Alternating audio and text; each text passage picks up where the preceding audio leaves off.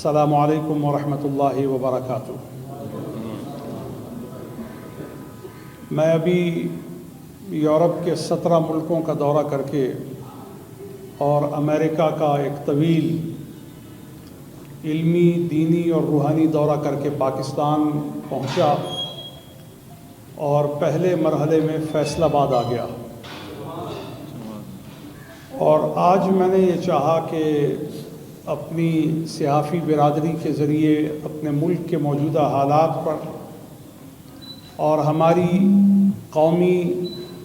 اور اجتماعی جو اس وقت صورتحال ہے اس پر مخلصانہ تبصرہ کر کے اپنی قوم کو بیدار اور نجات کے مقصد کی طرف متوجہ کرنے کی تدبیر کی جائے۔ پاکستان ایک نظریاتی ملک ہے اور دنیا میں 2 ہی نظریاتی ریاستیں ہیں، ایک پاکستان اور ایک اسرائیل، اور ان دونوں ریاستوں کا وجود نظریاتی حقائق سے تعلق رکھتا ہے۔ تقریباً 70-75 برس ہو چکے ہمیں نعمت آزادی حاصل کیے ہوئے، لیکن آج بھی مقصد حصول پاکستان پورا نہیں ہو سکا۔ عوام کی غربت، عوام کی بنیادی سہولیات، ضرورتیں آج تک پوری نہیں ہو سکیں۔ ہر آنے والی حکومت یہی دعویٰ کرتی ہے کہ وہ عوام کے مشکلات کے زخم پر مرہم رکھے گی، لیکن وقت کے گزرنے کے ساتھ وہ وعدہ تشنا ہی رہ جاتا ہے۔ میں سمجھتا ہوں کہ اب ہماری قوم میں بڑی بیداری آ چکی ہے، اور قوم یہ سمجھتی ہے کہ اب محض وعدوں کے ساتھ کام نہیں چل سکے گا۔ ہمیں سب سے پہلے اس چیز کا تعین کرنا ہے اور اس کی تکمیل کی طرف متوجہ ہونا ہے کہ مقصد حصول پاکستان فوری طور پہ حاصل کرنے کے لیے ایک مشترکہ لائحہ عمل ترتیب دیا جائے۔ پاکستان کی تمام سیاسی جماعتوں کو اور پاکستان کی مذہبی سیاسی جماعتوں کو 5 نکاتی اصولوں پر غور کرنا چاہیے اور اس کو آگے لے کر کے بڑھنا چاہیے، تب ہم اپنی قوم کو ایک ترقی یافتہ قوم بنا سکتے ہیں۔ سب سے پہلے جب ہم یہ کہتے ہیں کہ ہم ریاست مدینہ کے لیے کوشاں ہیں اور ہم پاکستان کو ایک مدنی ریاست بنانا چاہتے ہیں، تو مدنی ریاست اور نبوی معاشرہ بنانے کے لیے سب سے پہلی ضرورت ہے اس بات کی کہ ہم ہر ایک کو زندہ رہنے کا حق دیں۔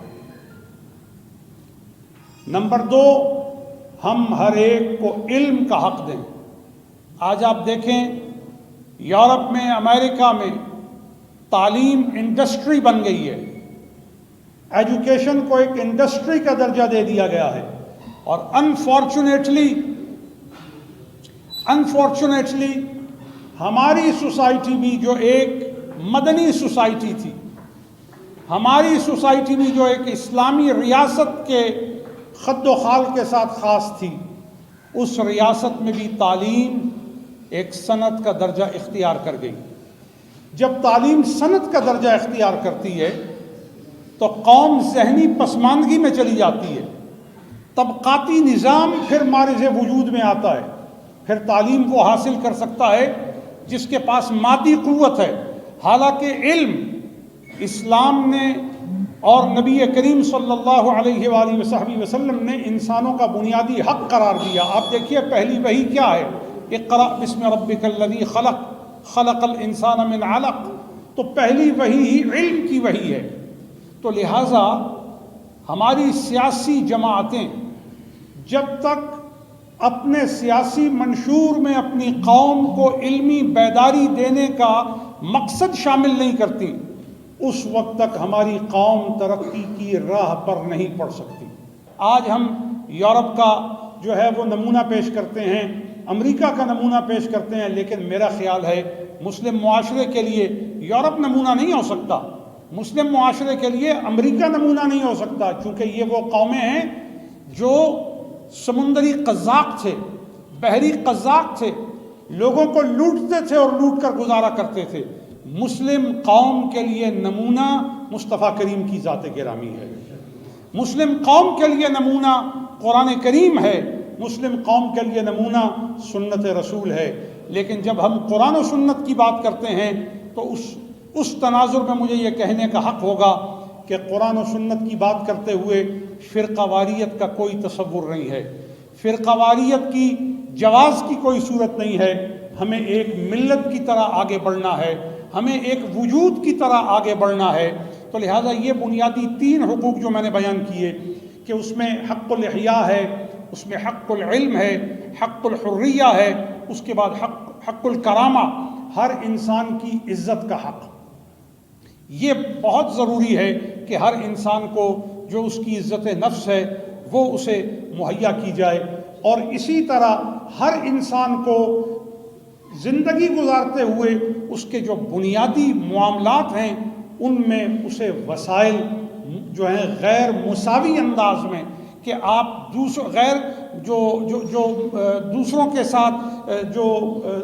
رویہ رکھا جاتا ہے جس میں ایک دوسرے کے ساتھ نفرت کی جاتی ہے، طبقاتی تقسیم کی جاتی ہے اور سیاسی تقسیم کی جاتی ہے، ایک متوازی سلوک کیا جاتا ہے، اس متوازی سلوک کی بجائے ایک معتدل سلوک اور ایک مساوی جو انصاف پر مبنی جو طریقہ کار ہے، اس کی بنیاد پہ جب تک ہم اپنے معاشرے کی اور اصولوں کی ترکیب نہیں کریں گے اس وقت تک ہماری ترقی نہیں ہوگی۔ اب ہم ایک ایسے دہانے پر آ کھڑے ہوئے ہیں، آپ جانتے ہیں کہ اس وقت پاکستان کی کیا صورتحال ہے، ایسی صورتحال ہے جو کہی نہیں جا رہی، جو بتائی نہیں جا رہی۔ اس وقت صورتحال یہ ہے کہ ہم اپنے چیکس آنر نہیں کروا سکتے، اس وقت ہماری صورتحال یہ ہے کہ ہم پیٹرول نہیں خرید سکتے، اس وقت ہماری صورتحال یہ ہے کہ ہم دنیا کے ساتھ اپنے جو ایکارڈز ہیں ان کو آنر نہیں کروا سکتے۔ وجہ یہ ہے کہ ہم نے اصولوں پر سودے بازی کی ہے، ہم نے عیش پر اپنی زندگی کی گزران کا تکیہ قائم کیا ہے۔ کبھی بھی کوئی قوم اس طرح ترقی نہیں کر سکتی۔ دیکھیے، جب آپ کا بیلنس نہیں ہوگا، انکم اور آؤٹ پٹ میں آپ بیلنس نہیں کریں گے، کس طرح آپ آگے ترقی کریں گے؟ اسلام نے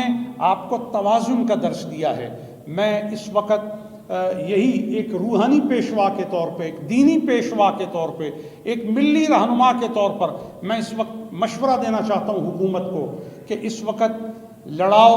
اور ٹکراؤ اور جلاؤ اور الجھاؤ کی پالیسی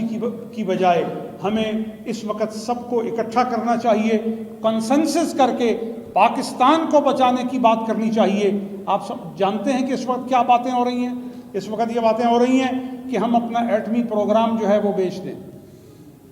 اور پھر دوبارہ ہم اپنا ایٹمی پروگرام حاصل کر لیں گے۔ لیکن یاد رکھیں، اگر آپ نے اپنا ایٹمی پروگرام بیچ دیا یا اپنے ایٹمی پروگرام پہ سودے بازی کر لی تو ملک کی سالمیت پہ سودے بازی کر لیں گے، پھر آپ کی جغرافیائی سرحدوں پر سودے بازی کا سلسلہ شروع ہو جائے گا۔ ہم نے بڑی محنت اور تکلیف سے اور غربت کے دن کاٹ کر کے یہ ایک جو سہولت ہے وہ حاصل کی تھی، لہٰذا قوم کو ذمہ دار رویے کی ضرورت ہے، اور یہ ذمہ دار رویہ سیاسی طور پر بھی دکھانے کی ضرورت ہے، یہ جماعتی طور پر بھی دکھانے کی ضرورت ہے، انفرادی اور اجتماعی طور پر بھی ہمیں ضد کو چھوڑ کر پاکستان کو بچانے کی کوشش کرنا۔ دیکھیے، خاکم بدہن، اگر وطن نہ رہا آپ کہاں سیاست کریں گے؟